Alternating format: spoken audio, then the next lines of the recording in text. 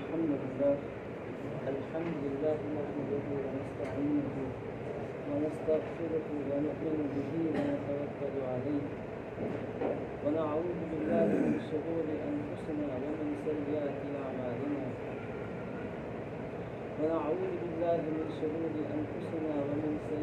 أعمالنا من يهده الله فلا مضل له ومن يضلله فلا هادي له ونشهد أن لا إله إلا الله وحده لا شريك له ونشهد أن سيدنا ومولانا محمدا عبده ورسوله أما بعد فقد قال الله سبحانه وتعالى في كتابه الكريم أعوذ بالله من الشيطان الرجيم بسم الله الرحمن الرحيم ومن أحسن قولا ممن دعا إلى الله وعمل صالحا وقال إنني من المسلمين وقال الله تعالى وما آتاكم الرسول فخذوه وما نهاكم عنه فانتهوا واتقوا الله إن الله شديد العقاب وقال الله سبحانه وتعالى أم حسبتم أن تدخلوا الجنة ولما يأتكم مثل الذين خلوا من قبلكم مستهم البأساء والضراء وزلزلوا حتى يقول الرسول والذين آمنوا معه متى نصر الله ألا إن نصر الله قريب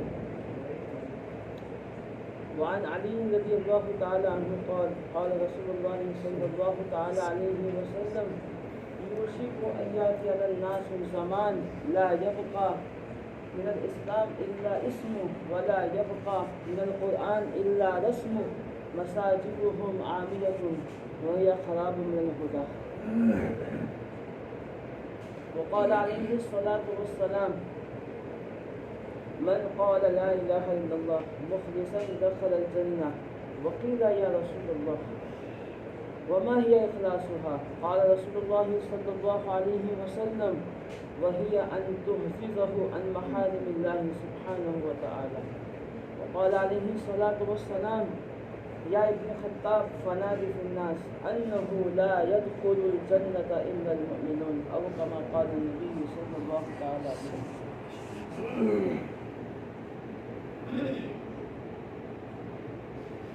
محترم بھائی دوستوں بزرگوں اللہ رب العزت کا بہت احسان ہوا بہت کرم ہوا کہ اللہ تعالیٰ نے ہم سب کو اپنے دین کی بات کہنے اور سننے کے لیے جمع فرمایا یہ اللہ کا بہت احسان ہے کہ ایسے فتنے فساد کے ماحول میں کہ جہاں پر لوگ دنیا کی طلب میں دنیا کے حصول کے لیے اپنا جان اپنا مال اپنی ساری صلاحیتیں برباد کر رہے ہو ایسے وقت میں کچھ لوگ اللہ کو راضی کرنے کے لیے اس کے نبی کو راضی کرنے کے لیے دین کی فکروں کو لے کر بیٹھے جمع ہو یہ اس زمانے کی بہت بڑی عبادت ہے کیا ہے میرے بھائیو بہت بڑی عبادت ہے یہ جمع ہونا کوئی معمولی چیز نہیں ہے اور ایسی جگہ میں ایسے ماحول میں کہ جہاں پر دین کے بارے میں غفلت برتی جا رہی ہو جہاں پر دین کے بارے میں لوگ بے رغبتی برت رہے ہو ایسے ماحول میں ایسے جگہ میں اللہ کے دین کی فکر کے لیے بیٹھنا یہ بہت بڑی عبادت ہے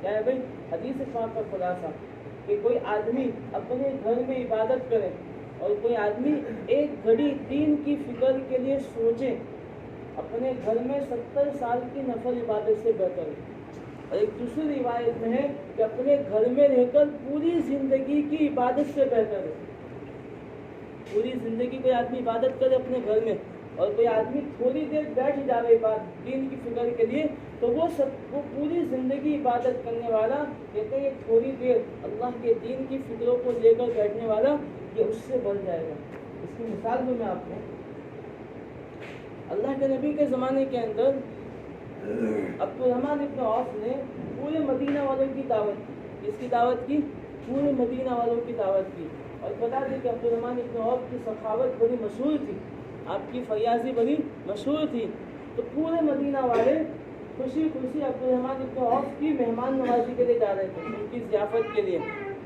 اللہ کے نبی بھی مسجد سے باہر نکلے اور ان کی دعوت میں جا رہے تھے ایسے وقت میں اللہ کے نبی نے ایک صحابی کو دیکھا کہ وہ مسجد کے کنارے پر بیٹھے بیٹھے بڑی گہری سوچ میں ہے अल्लाह के नबी ने देखा कि भाई थोड़ा परेशान मालूम होता, मैं जाकर पूछ लूँ क्या बात है। तो वो सहाबी ने, अल्लाह के नबी ने उन सहाबी से पूछा कि भाई क्या बात है, तुम परेशान नजर आओ। तो उन्होंने कहा या नबी अल्लाह मैं क्या करूँ कि मेरे अब्बा अभी तक ईमान में दाखिल नहीं हुए। क्या कहा कि मेरे वालिद अभी तक ईमान में दाखिल नहीं हुए, मैं सोच रहा हूँ कि वो कैसा ईमान में दाखिल हो जाए, मैं फिक्र कर रहा हूँ। अल्लाह के नबी मुस्कुराए कहा कि ए मेरे सहाबी कि अब्दुर्रहमान इब्न औफ का पूरे मदीना वालों की दावत करने से बेहतर तुम्हारा अमल है। क्या है भाई कि एक आदमी की ईमान की फिक्र करना पूरे मदीना वालों की दावत करने से बेहतर है। क्या है मेरे भाई, ये फिक्र है मेरे भाई। असल क्या है, हमारे काम के अंदर फिक्र है, कुर्बानी है। इसलिए अल्लाह ने कहते हैं जब आदमी कुर्बानी देगा अल्लाह उससे काम लेगा। क्या देगा भाई, फिक्रों पे अल्लाह काम को खोलता है। फिक्रों पे क्या करता है, अल्लाह ताला काम खोलता है, और कुर्बानी पे अल्लाह हिदायत को वजूद बख्शता है। हमारे सामने मिसाल है हमारे इंडिया साहब रहमतुल्लाह अलैह की कि एक निहत्ता आदमी, पतला दुबला आदमी कि जिसकी जुबान में बोलने की सलाहियत नहीं है, लेकिन दीन के खातिर तड़पा, दीन के खातिर रोया, पूरी रात करवटें बदलते थे, रोते थे, चैन नहीं पड़ता था, नींद नहीं आती थी। किसके लिए, उम्मत के हालात को देखकर। किसके लिए, उम्मत के हालात को देखिए। अल्लाह ताला ने इतना अजीम काम आपसे लिया, किस पर लिया, आपके रोने पर, आपकी कुर्बानी पर, आपकी फिक्र पर अल्लाह ने इतना अजीम काम आपसे लिया। देखो वो तो कब्र में आराम फरमा रहे हैं, आज पूरी दुनिया में दावत की मेहनतें हो रही है। बताओ कितने सजदे हुए, कितनी नमाजें हुई, कितनी कुर्बानी दी, ये सब किसके खाते में जाएगा, समझे भाई। तो ये अल्लाह ताला फिक्र सबसे बड़ी चीज़ है। आज कहते हैं कि बेफिक्री दाई की मौत है। बेफिक्री क्या है मेरे भाइयों, आज पूरी उम्मत ख्वाब खरगोश में अपनी ज़िंदगी को बर्बाद करें और लंबी उम्मीदें बांध कर बैठे दो। भाई बात नहीं समझ में आ रही कि एक गफलत का माहौल है, एक बेफिक्री का माहौल है, और दुश्मन अपना काम कर रहा है। क्या कर रहा है मेरे भाइयों, दुश्मन अपना काम कर रहा है। इसलिए जब तक उम्मत के अंदर फिक्र नहीं आएगी, जब तक के अंदर उम्मत के अंदर बेदारी नहीं आएगी, मेरे भाइयों मामला बहुत संगीन है।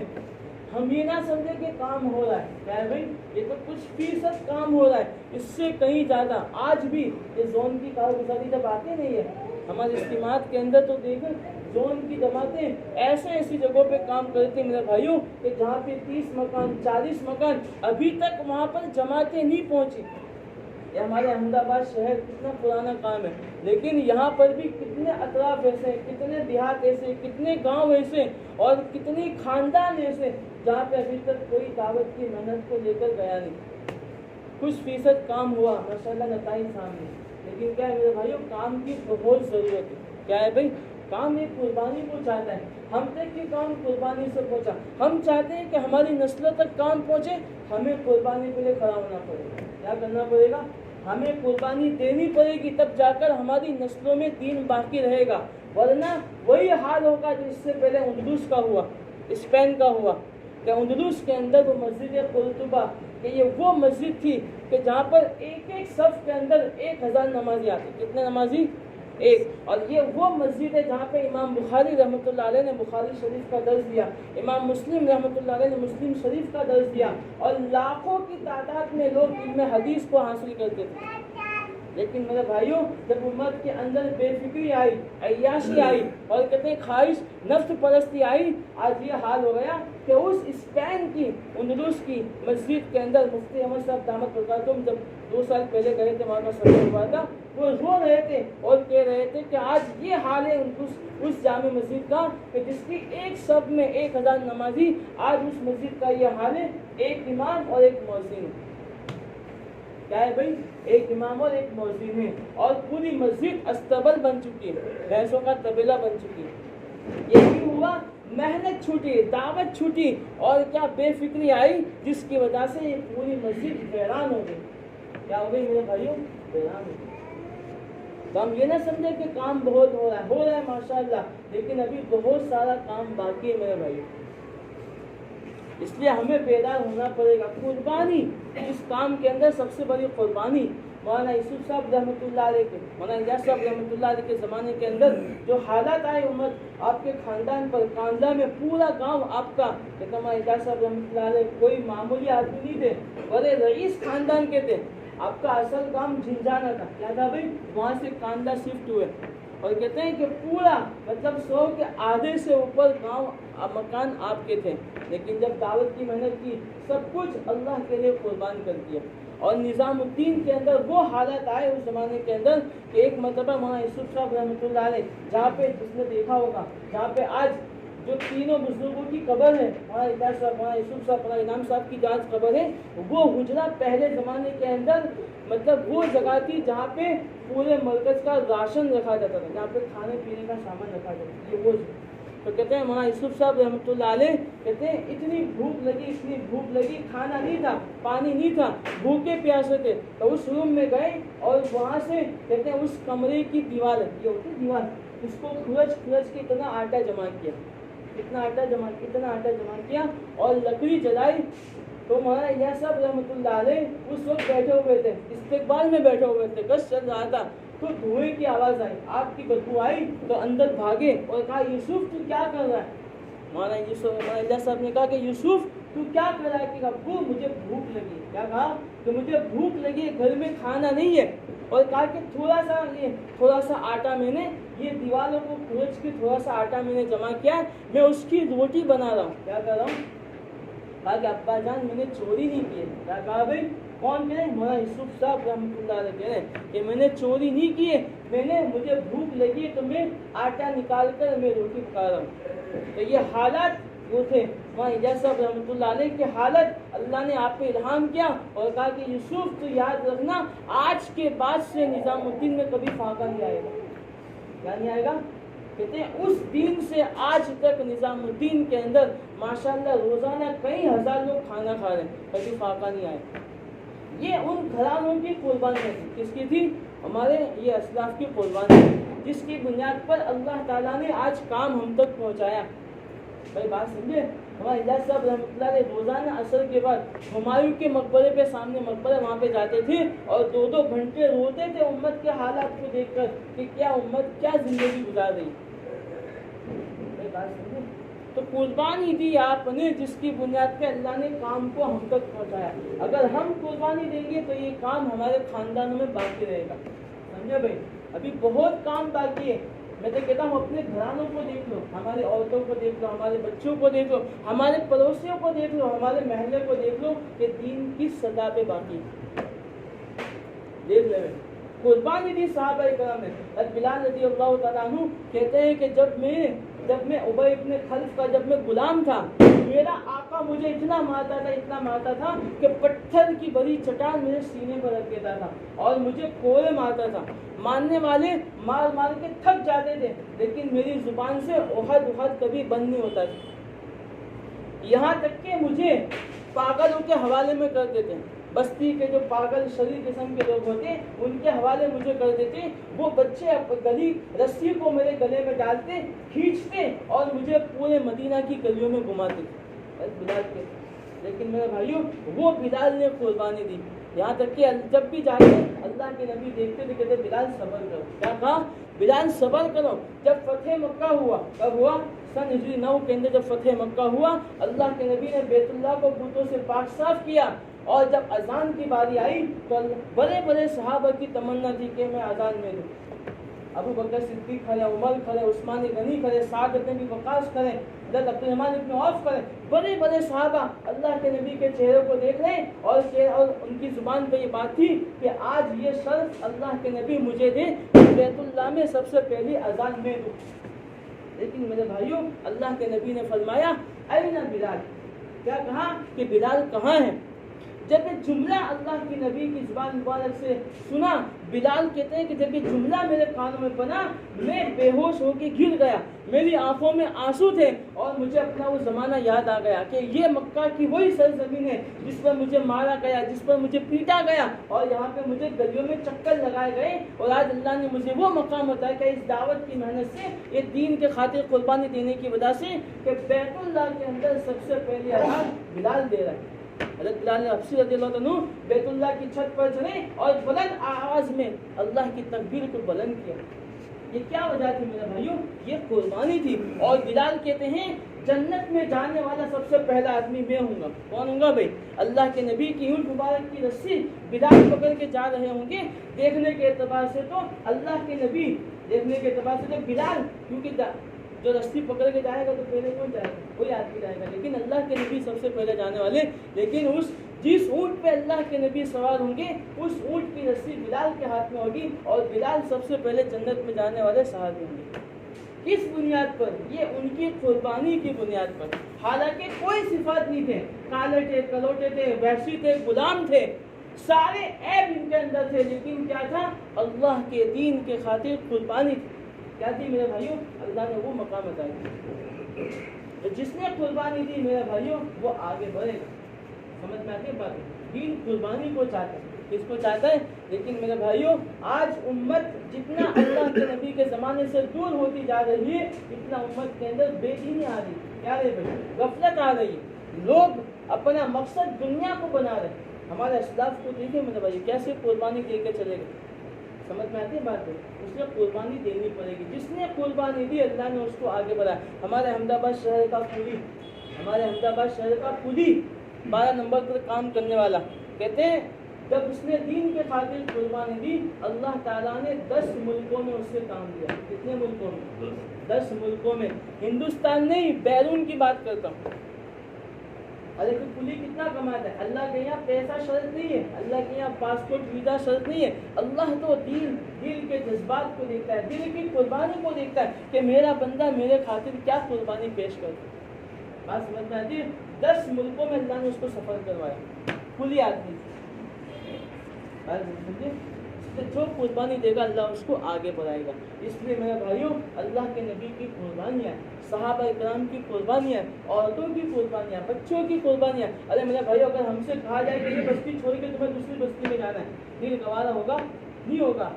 یہاں تو پہلے اور عورتیں بھی یہاں پر ہیں، بچے بھی یہاں پر ہیں، کہا کہ جاؤ ہجرت کرو.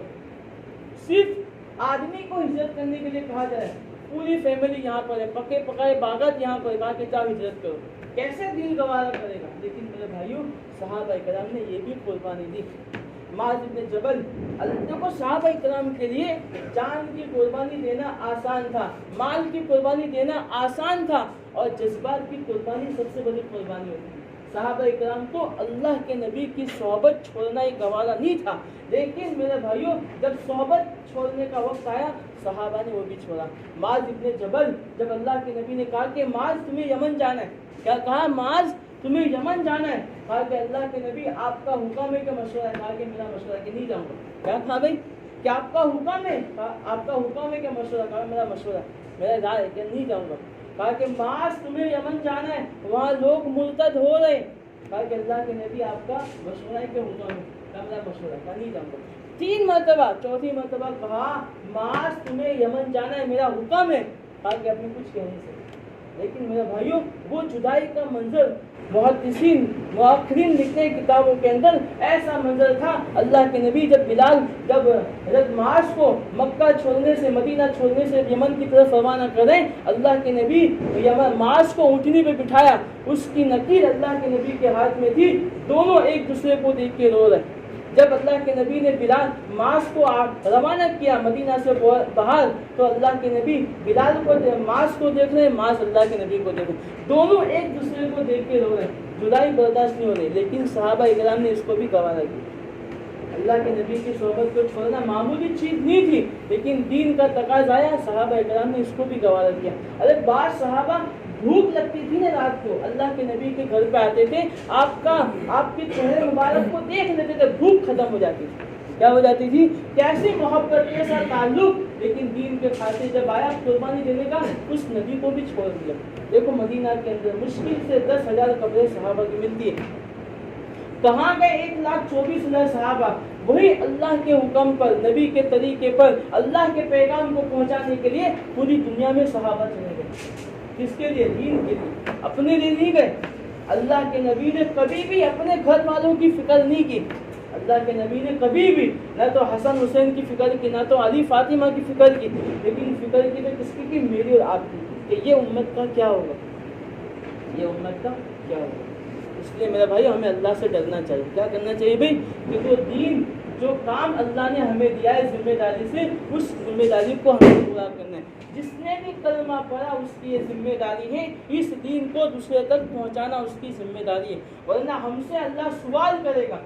کلکم راعٍ، ہر آدمی ذمہ دار ہے، اور ہر آدمی سے اس کے ماتحتوں کے بارے میں اللہ پوچھے گا، کیا ہم نے تمہیں دین دیا، تم نے بیوی کو کیا دین دیا؟ کیا ہم نے تمہیں دین دیا، تم نے بچوں کو کیا دین دیا؟ ہم نے تمہیں دین دیا، تم نے بستی والوں تک کتنا دین پہنچایا؟ اللہ ہم سے پوچھے گا، اللہ ہم سے سوال کرے گا۔ اس لیے میرے بھائیوں، ہم اپنی یہ دھوکے والی زندگی چھوڑ دیں، یہ اپنی چاہت والی زندگی چھوڑ دیں۔ اب میرے بھائیوں، اب ترتیب ختم، اب تو تقاضے پہ آنا ہے۔ کیا کرنا ہے میرے بھائیوں؟ تقاضے پہ آنا ہے۔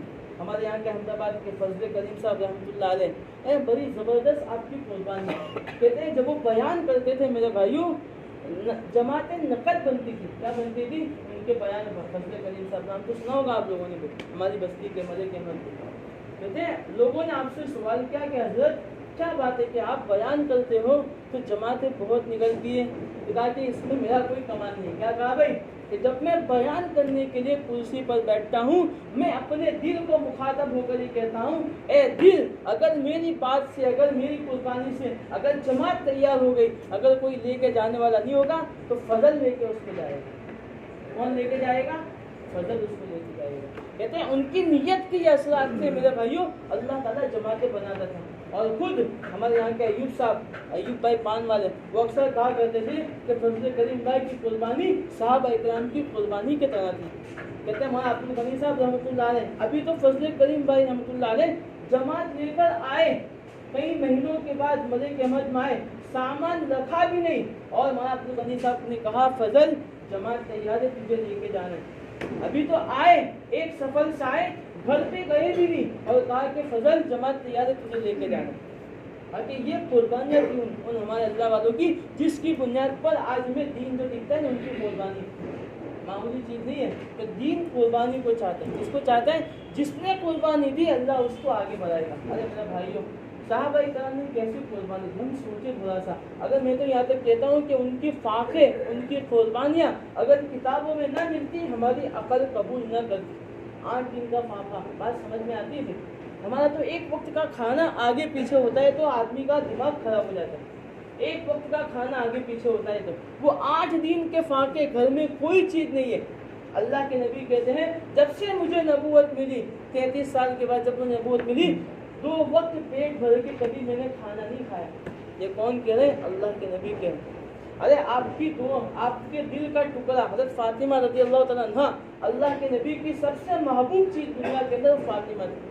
کہتے ہیں ایک مرتبہ اللہ کے نبی کے گھر میں فاقہ ہوا، کئی دن سے کھانا نہیں کھایا، اللہ کے نبی فاطمہ کے گھر گئے، اللہ کے نبی فاطمہ کے گھر گئے اور دستک دی، کہا کہ کون ہے؟ تو کہا بیٹی فاطمہ دروازہ کھول، تیرا بھوکا باپ تیرے پاس آیا۔ کیا کہا اللہ کے نبی نے؟ بیٹی فاطمہ دروازہ کھول، تیرا بھوکا باپ تیرے پاس آیا۔ اندر سے رونے کی آواز آئی، اندر سے رونے کی آواز آئی، دروازہ کھولا، فاطمہ سامنے کھڑی ہے اور کہا کہ ابا جان میں کیا بتاؤں کہ پہلے تو فاقے تھے، اب تو بیماری بخار اتنی آ گئی ہے مجھے کہ میرے پاس دوائی لانے کے پیسے نہیں ہیں۔ کیا کہا بھائی؟ میرے پاس دوائی کے پیسے نہیں ہیں، کہ پہلے تو بھوک پیاس تھی، اب تو مجھے بیماری ستاتی ہے کہ میرے پاس دوائی لانے کے پیسے نہیں ہے۔ اللہ کے نبی فاطمہ کو گلے سے لگایا، رو رہے، وہ بیٹی رو رہی ہے، باپ رو رہا ہے۔ اللہ کے نبی کہہ رہے ہیں بیٹی فاطمہ تھوڑا صبر تو کر لے، تھوڑا صبر میں کر لوں، اللہ تعالیٰ تیرے رونے پر، اللہ میرے رونے پر اللہ میری امت کی مغفرت کر دے گا۔ اللہ کیا کرے گا؟ یہ ہماری مغفرت کی اللہ کے نبی نے دعائیں کی میرے بھائی، معمولی چیز نہیں ہے۔ آج اس نبی کے مزار پر ہفتے میں 2 مرتبہ میرے آپ کے اعمال پیش ہوتے، ہر پیر کو جمعرات، یہ ہماری زندگی اللہ کے نبی کے سامنے پیش ہوتی ہے۔ یہ گناہوں والی زندگی ہماری، اللہ کے نبی کو کتنی تکلیف ہوتی ہوگی کہ میری سنت کی خاطر کیا قربانی دی، کیا کیا، آج ہی کیا کر رہے ہیں، میری سنتوں کے جنازے اپنے گھروں سے نکال رہے ہیں کہ میرا دین انہیں پسند نہیں ہے۔ میرے بھائیوں، ہمیں ڈر اس وقت لگتا ہے میرے بھائیوں جب میدان حشر میں اللہ کے نبی سے سامنا ہوگا، جب اللہ کے نبی اپنے دستے مبارک سے حوض کوثر پلاتے ہوں گے تو کچھ لوگوں کو فرشتے روک لیں گے۔ اللہ کے نبی کہیں گے کہ یہ تو میرے امتی ہیں، اللہ کے نبی کہیں گے یہ تو آنے دو، یہ تو میرے امتی ہے۔ فرشتے کہیں گے یا نبی اللہ یہ آپ کی امت کے وہ لوگ ہیں کہ دنیا کے اندر آپ کا دن بیت رہا تھا، ان کی پیشانی پہ بل تک نہیں پڑ رہا تھا، کہ ان کو آپ کے طریقے سے محبت نہیں تھی، آپ کے چہرے سے محبت نہیں تھی، آپ کی سنتوں سے محبت نہیں تھی۔ میرے بھائیو اللہ کے نبی کا وہ جملہ ہوگا کہ دنیا کے اندر ان کو میرا چہرہ پسند نہیں، دنیا کے اندر ان کو میرا دین پسند نہیں، آج مجھے ان کا چہرہ پسند نہیں۔ اللہ کے نبی نے کہہ دیا میرے بھائیوں، تو اس وقت جس آدمی کے بارے میں اللہ کے نبی نے کہہ دیا ہوگا میرے بھائیوں اس کی ہلاکت پکی ہے۔ اس کی ہلاکت کیا ہے نبی؟ اللہ ہماری حفاظت کرے، بات سمجھے بھائی؟ اس لیے بڑے ڈرنے کی بات ہے میرے بھائیوں، موت کا کوئی بھروسہ نہیں ہے، زندگی مختصر ہے۔ ہماری زندگی کیسی ہے بھائی؟ مختصر ہے۔ دیکھو ہمیں حدیث آپ کے سامنے اللہ کے نبی کے فرمایا، اللہ کے نبی نے فرمایا ان قریب میری امت کے اوپر ایسا زمانہ آنے والا ہے کہ اسلام کا صرف نام باقی رہے گا۔ کیا کرے گا بھائی؟ اسلام صرف نام کا باقی رہے گا، حقیقت ختم ہو جائے گی، قرآن کے الفاظ باقی رہیں گے، عمل ختم ہو جائے گا، اور مسجدیں نمازیوں سے بھری پڑی ہوگی، لیکن ایک بھی آدمی کے اندر اخلاص نہیں ہوگا، ایک بھی آدمی کے اندر اخلاص نہیں ہوگا۔ کہتے ہیں وہ زمانہ یہ آ چکا ہے میرا بھائی، کہ مسجدیں اتنی عالیشان بنا رہے ہیں لیکن نماز پڑھنے والے نہیں ہیں، نماز پڑھیں لیکن پتہ نہیں کہ کون سی رکعت ہے، یہ اخلاص سے خالی ہے میرے بھائی۔ اس لیے اب یہ دور فتنے کا دور ہے، ارتداد کا دور ہے۔ ایسے وقت میں غیر محسوس طریقے سے آج امت کے اندر سے دین نکل رہا ہے۔ کیا نکل رہا ہے؟ امت کو احساس بھی نہیں ہوتا۔ ارے میرے بھائیوں آج دشمن اسلام اپنے دین کو پھیلانے کے لیے جان مال یہاں تک کہ اپنی جوان لڑکیوں کو لگا رہا ہے کہ ان کو گمراہ کرو، ان کو اپنے ایمان سے ہٹاؤ۔ آج ایسی کوشش سے باطل کر رہا ہے، لیکن آج کا ایمان والا جس کا دین حق ہے، جس کا طریقہ حق ہے، جس کو اتنی بڑی اللہ نے ہدایت کی کتاب قرآن دے دی، لیکن اس کے بارے میں آدمی کا غفلت برت، اس لیے آدمی فکر کی بات ہے، آدمی فکر کرے۔ اگر ہم نے فکر نہیں کی میرے بھائیوں، دین ہم سے تو جائے گا لیکن ہماری نسلوں سے اللہ کا نام ختم ہو جائے گا۔ اس لیے اللہ کے واسطے پھر اپنے آپ پہ رحم کھارے، اور کیا کریں میرے بھائیوں، جو ہمارے بڑوں کی ترتیب دعوت کی محنت بہت آسان محنت ہے۔ کہتے ہیں اللہ والے فرماتے ہیں، ہمارے بھائی صاحب کہتے ہیں کہ یہ محنت ڈائریکٹ اللہ تک پہنچاتی ہے۔ خانقاہ میں دیر لگے گی، مدارس میں دیر لگے گی، لیکن یہ دعوت کی محنت تھوڑی سے آدمی قربانی دے گا، ڈائریکٹ آدمی اللہ تک پہنچے گا، اس کا تعلق اللہ سے ہو جائے گا۔ اس لیے میں محنت کو معمولی نہ سمجھے۔ اس لیے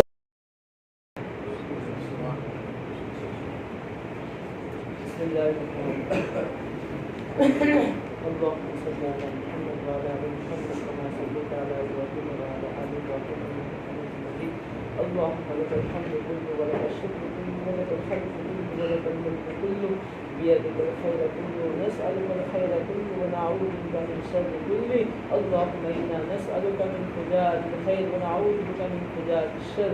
اے اللہ ہمارے گناہوں کو معاف فرما۔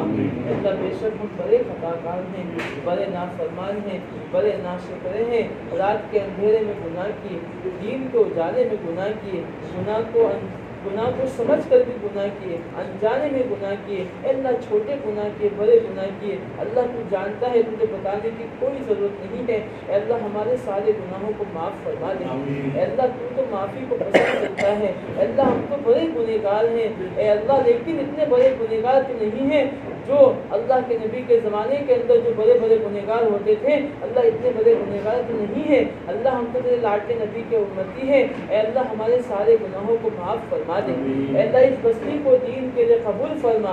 اے اللہ اس بستی کے اندر نوجوانوں کو دین کے لیے قبول فرما۔ اے اللہ یہاں پر بچوں کو دین کی محنت کے لیے قبول فرما۔ اے اللہ عورتوں کے اندر 100% پردے کو زندہ فرما۔ اے اللہ عورتوں کے اندر 100% دین کی فضاؤں کو عام کر دے۔ اے اللہ عورتوں کے اندر دین کے خاطر جان مال وقت صلاحیت لگانے کے جذبے پیدا فرما۔ اے اللہ انہیں اللہ کے راستے میں نکالنے کی اللہ تو توفیق عطا فرما۔ اے اللہ یہاں پہ ایسے مکان تو تیار کر دے جہاں پہ مسئولات کی تعلیم ہو، جہاں پہ مسئولات کی اجتماع ہو۔ اے اللہ اس مسجد سے 3 دن کی 10 دن کی 40 دن کی اے اللہ مسئولات کی جماعتوں کو نکلنے کے فیصلے فرما دے۔ اے اللہ نکلنے کے فیصلے فرما دے۔ اے اللہ یہاں پر جو عزائم کیے 40 دن کی جماعت کے، جون کی جماعت کے، اے اللہ اس جماعت کو امیر اور معاون کے ساتھ میں اے اللہ تو مکمل فرما دے، اے اللہ پوری جماعت اے اللہ اس مسجد سے بنے، اے اللہ ایسے فیصلے فرما دے، اے اللہ ہم سب کو دین کی محنت کے لیے قبول فرما، اے اللہ یہ بہت عظیم کام ہے، بہت مقدس کام ہے، اے اللہ بے شک ہم نے اس کی ناقدری کی ہے، اے اللہ ہمیں معاف کر دے، اے اللہ ہمیں معاف کر دے، اللہ ہمیں اس کام کی عظمت کی توفیق دے، اللہ اس کام کی عظمت کو دلوں میں بٹھا دے، اے اللہ دنیا کی محبت دلوں سے نکال دے، اے اللہ آخرت کی فکر دلوں میں پیدا فرما دے، اے اللہ ہمیں موت تک اخلاص کے ساتھ اس کام کو کرنے کی توفیق عطا فرما، اے اللہ ہماری دعاؤں کو اپنے فضل و کرم سے پیارے آقا جناب محمد رسول اللہ صلی اللہ تعالی علیہ وسلم کے صدقے توفیق میں قبول فرما، یا رب صلی وسلم دائما ابدا علی حبیبک وخیر خلق کلہم، سبحان ربک رب العزۃ عما یصفون وسلام علی المرسلین والحمد للہ